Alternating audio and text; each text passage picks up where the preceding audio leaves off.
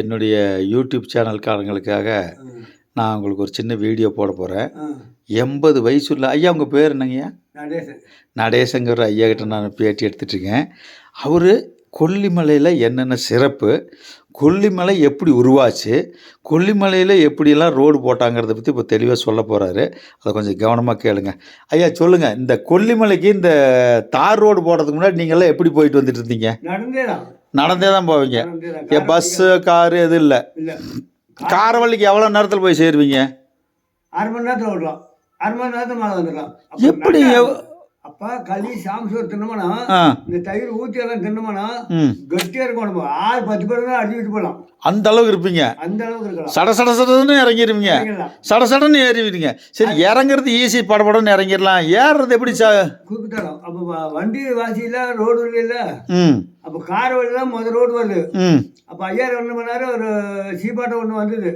ஒரு கூட விடுங்க, இது என்ன பண்ணிடும் அப்படியே அறுபட்டவனே, இதாண்டா வண்டி, இப்போ புதுசாக கண்டுபிடிச்சிக்கிறாங்களா அப்படின்னு எப்போ எத்தனை வருஷத்துக்கு முன்னாடி அந்த வண்டி பார்த்தீங்க? அதெல்லாம் 1960 60 50. அந்த கக்கன் அந்த இதை கட்டியிருக்காரு, அந்த 58 கெஸ்ட் ஹவுஸ் கட்டியிருக்காரு அந்த இதுக்கு இதில் சோளக்காட்டில்.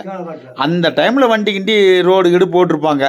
அவர் வந்து கீழே காரவழியில் சும்மா வச்சு நடுக்கோம்பல் தூக்கி போய் கொட்டணும். அப்போ நடுக்கோம்லாம் சரியான ஆறு, அந்த ஆறு வந்து உள்ள வண்டி வராது. அப்போ நீங்கள் தான் கொண்டாந்து கொட்டுட்டான். நடுக்கோமையில் போய் சும்மை கொட்டு வந்து சாப்பிட்டு ஒரு 4 நாளைக்கு தின முடியல, எழுதிவிட்டு வந்தோம். சரி, இப்போ போகிறீங்க, தண்ணி பிடிக்கிறதுக்கெல்லாம் அதாவது குட்டங்கிற மலையில், அந்த மலையில் கொட்டு அதையே குடிச்சிட்டு போகிறதே. குடிச்சிட்டு போகிறோம். கீழே போவீங்க, வேணுங்கிற சாமானத்தை வாங்கிட்டு தலை மேலே வச்சுட்டு வந்துடுவீங்க. அதிலே தான் தூக்கணும். சரி, ஒரு அவசரத்துக்கு ஆஸ்பத்திரி மாத்திரை மருந்தெல்லாம் அப்போல்லாம் ஒன்றுமே இல்லை, ஆஸ்பத்திரி இல்லை, நோயே வள்ளியே இல்லை. அப்போ வந்து இந்த முளகத்தை கலந்து இல்லை, ஆமாம், அதை பொரிச்சு உப்பு தண்ணி குடிச்சோம்னா பழச்சிட்டு உப்பத்தை மாத்திரை மருந்து சுகரு பிபி சந்தோஷம் வந்தது. இப்போ வந்து இந்த மருந்து பார்க்க வந்தது, வயலுக்கு உரம் போட்டாங்க, நோவுரா வந்துருச்சு. ஆனா இந்த மிளகு வந்து இன்னும் இயற்கையாவே விளைய வச்சிட்டு இருக்கீங்க கொல்லிமலை, அது வரைக்கும் சந்தோஷம். ஆட்டு எருவு, மாட்டு எருவு இதுதான் போடலாம், காட்டுல வயல்ல இதுதான் போடலாம். இந்த தகை போற அறுத்து, அடுக்கிற தகை பார்த்து அறுத்து வயல் போட்டு மெதிக்கலாம். ஒரு வயல் வந்து 2 நாளைக்கு 3 நாளைக்கு நாட்டணும், அத்தனை கொப்பம் போடுவாங்க. அப்போ நெல் வந்து இந்த அளவுக்கு. அப்போ வந்து 80 வயசுல இன்னும் கண்ணாடி போடல, தடி ஊனல, நான் மட்டும் துரோகம் பண்ணுறது இல்லை, அது முக்கியம். அது வந்து நீங்கள் அந்த பழைய காலத்து ஆளுக்கு யாருக்கு துரோகம் பண்ண மாட்டீங்க. ஆச்சா, நீங்கள் ஒருத்தனை நினச்சிட்டே அவன் கெட்டு போயிருவேன், அது வேற பிரச்சனை. ஏன்னா நம்ம ஆளுங்களே என்ன பெரியாண்ணா தான் கூப்பிடுற மாதிரி பெரியாண்ணா. நான் 80 வயசுல பார்க்குறதே ஆச்சரியமாக இருக்குதுங்க. எல்லாம் 50 60 70 பட்டுன்னு போகிறானுங்களே. அதுக்கு பிற்பாடு அந்த நோய் வந்து இருக்கு, நோய் சக்கரை பிரசன்னு பார்த்துருக்கு. ஆமாம், பொம்பளைங்கள் வந்து இருந்தது. அப்புறம் கூடமான சோறு தின்றோம்ல, அதனால அந்த நோய் வந்துருக்கு எனக்கு. அதை கண்டுபிடிக்க முடியாம என்னன்னா நாக்காவே வரட்டுன்னு யோசனை பண்ணேன் நான். அப்போ வேலுக்குறிச்சி வந்து ஒருத்தன் வந்தான், பறவை விட்டாளுங்க. அவன் வந்து காப்பி காய், இந்த மிளகு, இந்த ஏலக்காய் வாங்குவான். சாமி அப்படின்னு அவரும் நல்ல மனுஷன், கட்ட வச்சுருக்குவோம், பறவைனா வச்சுருக்குவோம். போனோம்னா கடையில் சாப்பாடு போட்டு என்ன திருப்தியாக இருக்குவோம். இன்னிக்கிறான். அப்புறம் ஏறிட்டு இங்கேருந்து அங்கே போகணுங்க. சனிக்கிழமைன்னா அங்கே கோட்டைப்பட்ட பக்கத்தில் இருக்குது. அடிப்பள்ளமே மணலை காட்டில் 3 மைல் நடக்கலாம். அப்புறம் செருப்பெல்லாம் இல்லை, அதான் அந்த காலத்து செருப்பே இல்லை, நடக்குதே. அப்போ பெரிய மனுஷன் என்ன பண்ணுவாங்க, அதுக்கு மேலே இந்த ஆணிக்கட்டி செருப்புன்னு சொல்லி கொடுத்தாங்க. அதை போட்டு நெருக்குன்னு வருவாங்க. நீங்கள் கொல்லிமலையில் தான் பிறந்து வளர்ந்தீங்க? அவங்க அப்பா அம்மா தாத்தா காலத்துலேருந்து பரம்பரையே இங்கே கொல்லிமலையில் தான். அடுத்தவங்கெல்லாம் ஏற்காடு போய்க்குவாங்க, தோட்டக்காடு போய்க்குவாங்க. நம்ம குடும்பம் சுற்றி அதிகமாக. சரி, இந்த மாசி பெரியசாமி கோயில் இருக்குது இல்லைங்க, அதெல்லாம் எத்தனை வருஷத்துக்கு முன்னாடி உண்டானது? உங்களுக்கு முன்னே தெரியலங்க. உங்களுக்கே தெரியாது? ஒரு 300 கட்டத்தில் தெரியும், கேட்கல. அப்போ விவரம் இருக்கு. ஆனால் இன்னைக்கு அதுக்கு கூட்டம் அத்தனை பேர் வர்றாங்க. வந்தது அரபலேஸ்வர் தான். அரபலேஸ்வர் தான். மாசி பெரியசாமிக்கு முன்னாடி அரப்பளீஸ்வரர். அது ஒரு 500-600 வருஷம் இருக்கும். இருக்கும். அதுக்கப்புறம் வந்தது மாசி பெரியசாமி. அப்போ வந்து துரோதரம் என்ன கொடுமையில பாண்டவரை வந்து கட்டின்னு இருந்துக்கிறாங்க. துரோதரம் வந்து நம்ம அறப்படுறான்னு சொல்லி இவங்க எங்கெங்கே வனத்தில் போய் அங்கங்கே வந்து அவதிப்பட்டு பார்த்து பாடுங்க. 18ஆம் காலத்தில் தான் அவங்கள செவிச்சாங்க துரோதரம்னா 6 பாண்டவர். அப்போ தான் வெட்டி அவனை கொன்று அங்கே தீர்த்த தோட்டத்துக்கு படி இறங்கி போகிறோம்ல. ஆமாம். அது மேலே தண்ணி விடும். அது போய் கை கழுவி விட்டாங்க அவனை கொண்டுட்டு. யார்? துரியோதனன் கொண்டுட்டு பாண்டவர்கள்லாம். அதுதான் அது வந்து மகாபாரத. அது அப்போ மாசி பெரியசாமி கோயிலுங்கிறது மகாபாரதத்தோட தொடர்புடைய ஒரு கோயில். அது வந்து சாமி எங்கே நட்டுக்கிட்டாங்க, உள்ளால இருக்குது சாமி. ஏன் அதுக்கு ஓடோ கட்டணமோ கட்டாத ஒரு கீத்து கொட்டாயிலேயே வச்சிருக்காங்க? எனக்கு எதுவுமே வேண்டாம், இதுதான் வேணுன்ட்டுருச்சு. இதுதான் வேணும் எனக்கு. எனக்கு கூலிங்கே இப்படி இருக்கிறேன், எனக்கு ஓடு வேண்டாம் ஒன்றும் வேண்டாம். அந்த காலத்தில் எப்படி பெருமாள் செஞ்சாங்களோ அது மாதிரி இருந்துக்கிறேன் அப்படின்ட்டாரு. அதே மாதிரி 8 கையம்னு அப்படித்தான். ரெண்டுக்கும் கட்டடை நீ கோடி ரூபா கொடுத்தாலும் கட்ட முடியாதாங்க. அப்போ அவங்ககிட்ட அருள் கிடைக்காது. அவங்க வந்து முன்ன 6 நாட்டுக்கு அங்கே ஆட்டாங்க தெரியல. கர்மாதிர அவனுக்கு பேர் நல்ல பேருங்க, வெள்ளாள்னா இல்லை நல்ல மறந்துடுங்க. அதுக்குள்ள ஓரிக்கு தான் ஓரி வெள்ளல் ஆண்டிருக்கிறேங்க. அப்போ குதிரை தான் வருவானோ. இப்படி குறுக்குத்தாட்டில் இது பண்ணிக்குவாங்க, அதாவது ரிஜிரு ரிசிற்படுத்துறாங்கள அதெல்லாம் வருவானோ. வெள்ளைக்காரன்னா அந்த அது மீறி சாத்தி. ஆனால் ஓரி வந்து வெள்ளைக்காரனுக்கு முன்னாடியே ஆண்டவர் இல்லை, வெள்ளைக்காரன் காலத்தில் ஆண்டவரா? இல்லை, அதுக்கு முன்னாடி ஆண்டவர். ஆண்டு வந்து கொல்லிமலையில் பூரை சுற்றி ஆண்டுட்டு போகிறான். அப்போ இவர் 8 கம்பெனி சொல்கிறல, அது மாப்பிள்ள ஒரு கொல்லி கிளசு. கொல்லி முழுசுன்னா ஒரு பொம்பளை, அவர் கைவாசம் பண்ணியிருந்தார். இவங்க சாமின்றாங்க, அது வந்து கொல்லி கிளசு வந்து ஒரு பொம்பளை. ஓஹோ, சரி சரி சரி சரி சரி. அவங்க வந்து கையாண்டு வந்துக்கிறாங்க. அப்போ அவங்க இருந்துட்டு ஒரே அப்படியே சேந்தமலம் போய் அவங்க தான் செலவுகள், சேந்தமலம் செலவுகள்னு சொல்லி அங்கே ஒரு இது இருந்ததான். செலவுகளில் போய் உட்காந்து இழப்பாரி அப்புறம் தான் போவார் கோயிலில். சேந்தமலம் செலவுகள். அதாவது இங்கே கொல்லிமலை வந்தாருன்னா குதிரையில் போனாருன்னா அங்கே சேந்தமங்கலம் செல்லக்கல்லுங்கிற இடத்துல எடுத்து செலவுக்கல்லில் எடுத்துகிட்டு போவார். அதெல்லாம் அவர் உட்காந்து இழப்பாரி தான் போவாராம். இப்போ இந்த கொல்லிமலை வந்து நீங்கள்லாம் ஆதிவாசியிலே இருக்கிறீங்க, இதுக்கு நீங்கள்லாம் பரம்பரையாக வர்றீங்கல்ல, இப்போல்லாம் வெளியிலிருந்தெல்லாம் வந்து இங்கே செட்டில் ஆகிட்டாங்க. இங்கே இருக்கிறவங்களுக்கு வந்து என்ன மாதிரி ஜாதி பேர் சொல்கிறாங்க? அதாவது இப்போது ஒரு இதை எடுத்துங்க, ஈரோடு எடுத்து கவுண்டருங்க, வெள்ளால் கவுண்டரு, மொடவாண்டி கவுண்டர் மாதிரி சொல்கிற மாதிரி உங்களுக்கு என்னங்க சொல்கிறாங்க கொல்லிமலையில்? ஆதிவாசிகள் இல்லை, அதுக்கு இங்கேயும் ஜாதிகள் பல ஜாதிகள் இருக்குதான். அதாவது குளம் வந்து பிரிச்சோம்னா 360 குளம் பிரிச்சுட்டாங்க. 360 குளம். அப்பா. எப்படின்னா அப்படி வந்து சின்ன இந்த நாடு அந்த நாடு, அங்கே வாழவந்தி நாடு, ஆரியூர் நாடுன்னு மாதிரி அந்த இதை பிரிக்கிறாங்க. ஆனால் எல்லாத்துக்கும் பொதுவான சாமின்னா என்ன, எதை கும்பிடுறீங்க எல்லாரும்? அவங்க சாமி இருக்குது. அவங்களுக்கு குலதெய்வம்னா அந்த பாட்டை மாதிரி தான் குலதெய்வம். பாட்டியா பாட்டி தான் அவங்க குலதெய்வம் உங்களுக்கு. ரைட்டு.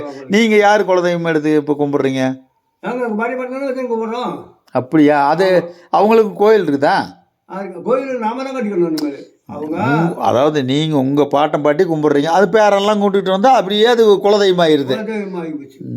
இல்லை சரி இருக்கட்டுங்க. இருந்தாலும் கொல்லிமலைக்கு இந்த சாமிக்கு தாங்க சார் நாங்கள் முக்கியத்துவம் கொடுப்போம் அப்படிங்கிற மாதிரி எந்த சாமி? மாசி பெரிய சாமி தானா இல்லை அரப்பளீஸ்வரரா? 2 8 கையம்மன். இந்த 3 சாமிக்கு நீங்கள் முக்கியத்துவம் கொடுக்குறீங்க. அரப்பளீஸ்வரர், மாசி பெரியசாமி, 8 கையம்மன், இது 3க்கும் பொதுவாக கும்பிடுறீங்க. அது இல்லாத குலதெய்வம்னா அவங்களுக்கு ஒரு சின்ன சின்ன கோயில் வச்சுருப்பாங்க, பிடிச்சிருப்பாங்க, அது இருக்கும். அதுக்கு மேலே குலதெய்வம் அதுன்னு வச்சுக்கிறது ஒன்றுமே தெரியாது. ஆனால் இருக்கிறதுலையே வந்து அரப்பளீஸ்வரருக்கு வசதிகள் இருக்கிறதுனால பஸ்ஸு கிஸ் இருக்குன்னு நிறைய கூட்டம் வருது. மாசி பெரியசாமி கோயில் கொஞ்சம் ஏறி இறங்கணுங்கிறதுனால கொஞ்சம் அதுக்கு அப்படி இல்லை. அப்படி பயப்பட்டா நட்டுக்குள்ள இருக்குது. நட்டுக்குழிக்கு போயிட்டானா ஆ கொஞ்சம் தூரம் இவ்வளோ தூரம் நம்ம ஆறு இருக்குல்ல ஆமாம் ஆறு ஆ அதை மட்டும் போனால் போதும் அதுமாரி நடந்து போகலாம் அது வரைக்கும் வண்டி போகும் வண்டி போகும் 2 வீலர் காரெல்லாம் போகலாம். போகலாம் அது நிறைய பலகாரம் அது இது கடை நிறைய இருக்குது. ஆஹா என்ன அந்த பேருக்கு என்ன சொன்னீங்க? நட்டுக்குழி. நட்டுக்குழி வரைக்கும் நம்ம பைக்லேயும் கார்லேயும் போய்க்கலாம். அதுக்கப்புறம் நம்ம வந்து நடந்து தான் போகணும். ஆனால் அது கொஞ்சம் கொஞ்சம் கல் மில்லுமா தான் இருக்கும். அதை மட்டும் அவ்வளோ தூரம் இருக்காது, கொஞ்சம் மேடு இருக்காது, ஒன்றும் இருக்காது. அதுமாதிரி நம்ம இந்த அறிவுரை வாக்கில் கசபா வாக்கில் போனோம்னா நம்ம மேடு வரணும். சரி, இந்த ஆகாய கங்கை அருவி இருக்குல்லங்க, ஆகாய கங்கை அருவி இது எப்போ இந்த படிக்கட்டெல்லாம் கட்டினாங்க? உங்கள் காலத்துலேயே இதெல்லாம் ரெடி ஆயிடுச்சா? எத்தனை மணி இங்கே முன்ன காலத்துல அவன் திருவாரூர் மாதிரி கொண்டாடணும்னு சொல்லணும்ல. ஆமாம், அப்பே அது உருவாகிடுது. இந்த படிக்கட்டெல்லாம் வந்து கட்டுறது அதுக்கு மேலே இப்போ போட்டாரு அதெல்லாம். அதில் இப்போ தான் அதில் உங்களுக்கு விவரம் தெரிஞ்சு நீங்கள் எப்போ போனீங்க கடைசி ஆகாயங்கி? அது நான் எத்தனை வருஷம் உங்க 50 வருஷத்துக்கு மேலே 50 வருஷத்துக்கு முன்னாடி போனீங்க. அப்போல்லாம் படிக்கட்டு இருந்ததா? அப்போல்லாம் ஒத்தையடி பாதி மாதிரி. இப்போ தான் படிக்கட்டு கட்டியிருக்காங்க. 1300 படிக்கட்டு கட்டியிருக்காங்க. ஒருத்தருமே பண்ண முடியாது. ஒரு ஆள் 10 ஆள் அடிப்பீங்க. தாத்தாவே நடக்க முடியாது. உங்கள் தாத்தா அளவுக்கு உங்களால் நடக்க முடியாத அளவுக்கு இருந்தீங்க. சாப்பாடு அந்த அளவுக்கு நல்ல சாப்பாடு சாப்பிட்ருக்கீங்க. அந்த சாப்பாடு இப்போ இல்லை. களின்னு சொல்கிறேன், களி வந்து அவங்க 2 களி தின்ட்டு அத்தனை சோறு வாங்கி தருவாங்க. அதாவது ஒரு ஆடு அடித்தா 4 பேர் முடிச்சுட்டு போயிட்டே இருப்பாங்க. சாப்பாடு நல்லா இருந்து, உழைப்பு நல்லா இருந்து, நல்லா இருந்தீங்க. இப்போ வந்து விஷம், எல்லாம் சாப்பிட்றதெல்லாம் விஷம், மருந்து அடித்து அதிலே வந்து நம்ம நோய் உண்டாகுது. சந்தோஷங்க, சந்தோஷம். ஆக மொத்தம் கொல்லிமலையில் மிளகு அது மட்டும்தான் விவசாயமாக இருக்குது. வேற ஒரு சாமா கேவுரு தெனா இதுதான் அது போட்டாங்க. இப்போ அதெல்லாம் குறைச்சிக்கிட்டாங்க. எல்லோரும் இந்த மிளகு வைக்க ஆரம்பிச்சிட்டாங்க. மிளகுக்கும் அதுக்கு பிற்பாடு மிளகாலாம் வந்தாது. அதுக்கு பிற்பாடு கண்டா இப்போ போகிற மிளகு செத்து போகுது. நோய் அதுக்கு நிறைய நோய். என்னென்னோ மருந்து வச்சு உட்கார முடியல. எதுக்கு மிளகுக்கு வந்துருச்சா? நோய் வந்துட்டு மிளகு பிடிக்கும். மிளகுக்கு அடிக்கிற மருந்து இப்போ. அப்போ அதுவும் ஒரிஜினல் இல்லை கொல்லிமலை மிளகு. அந்த காலத்து மிளகு அந்த காலத்தில் சிறு மிளகுலாம் சேர்த்துக்குவாங்க. இன்னும் இருக்குது. அதுதான் ஒரிஜினல் மிளகு. இதெல்லாம் இப்போ செயற்கையாக வச்சு அடிக்கிறானுங்க.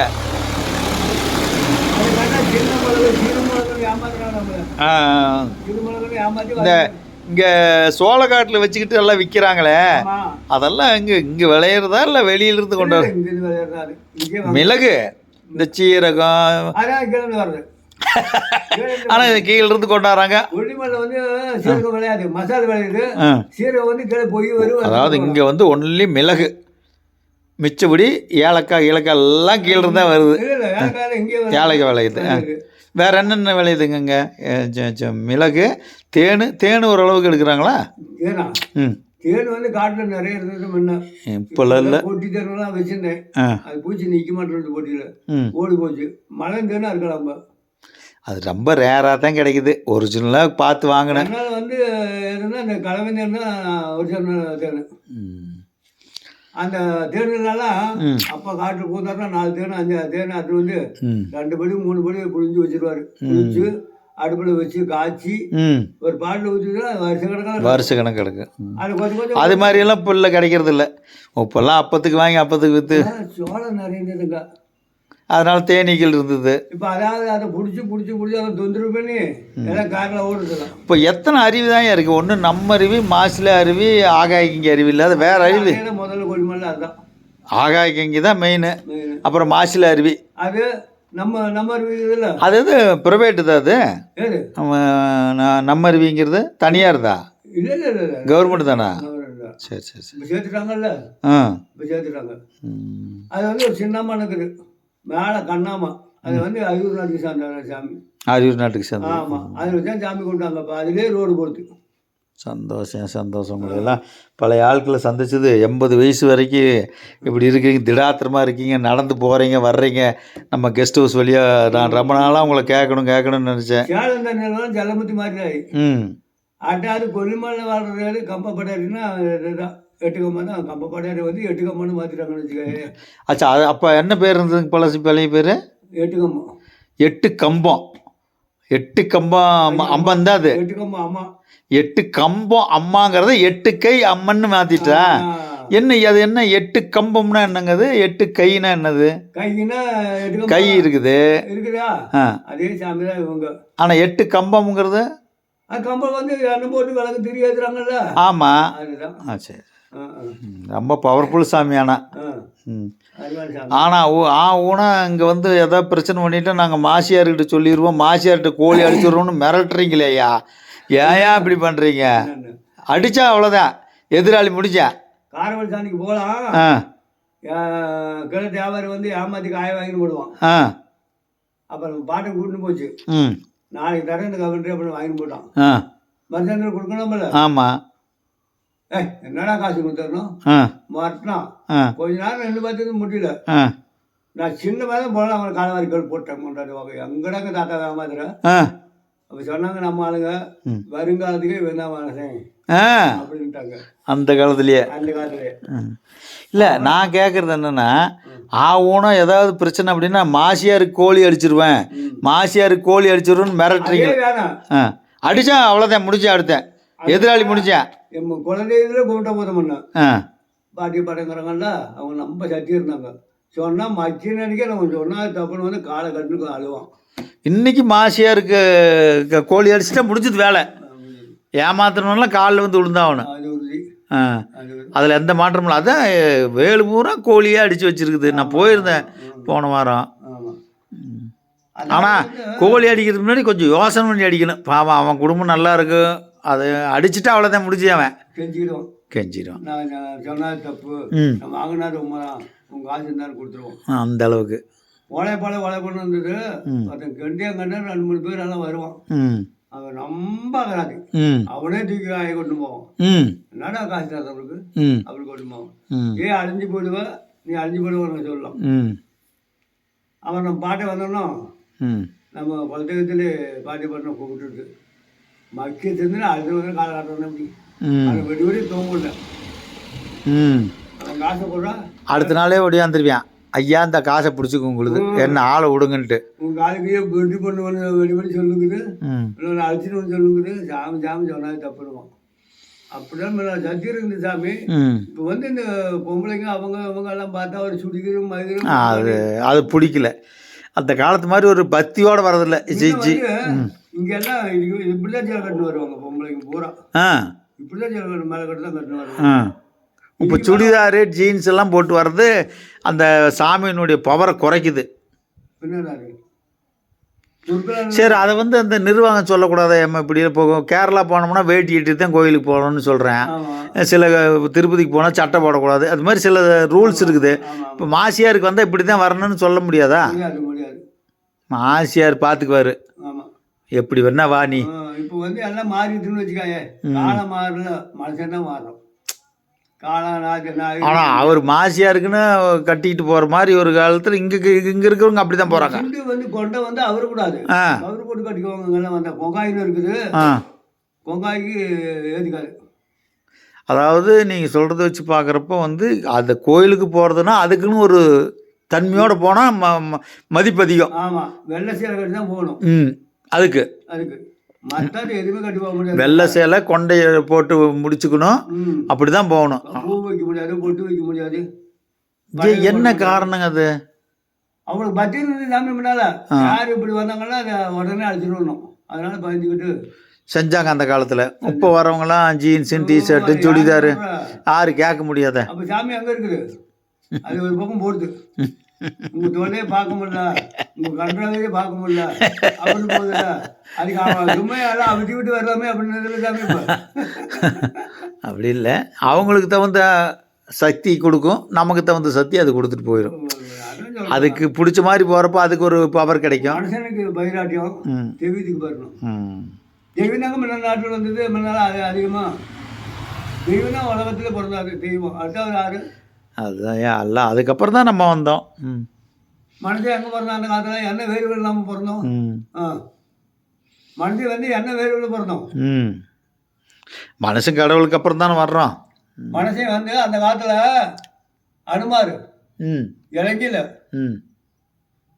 என்ன சொல்கிறீங்க? அதாவது அனுமார் இலங்கைக்கு போகிறாரு. இலங்கையில் இருந்தார், இலங்கையில் தான் வாழ்ந்தாங்க. அப்போ வந்து ஒரு ஆளை பார்த்து அமரும் போது வேறு அவருக்கு ஏதோ வேலை செஞ்சதில் வேர்வை ஆகிப்போச்சு. ஆகி போச்சு. அப்போ வேர்வை எடுத்து விந்தி வெளியே வீசும் போது அந்த வேர்வையில் வந்து அத்தனை வேர்வை பாரு வேர்வையில் உருவாகி போகிறதுனால நமக்கு மனுஷங்களா?